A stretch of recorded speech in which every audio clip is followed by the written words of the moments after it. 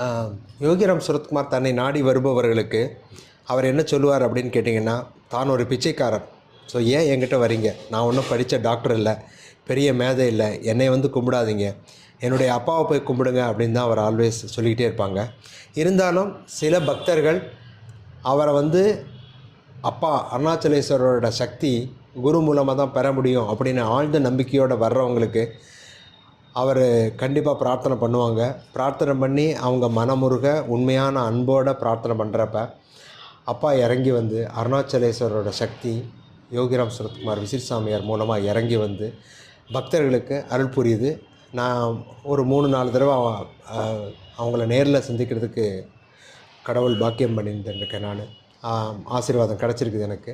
So கண்டிப்பாக அவங்களுடைய உண்மையான அன்பு அது ஒன்று தான் கடவுளோட சக்தியை உலகத்துக்குள்ளே இறக்கி விடுது அப்படிங்கிறத நம்ம புரிஞ்சுக்கணும். எந்த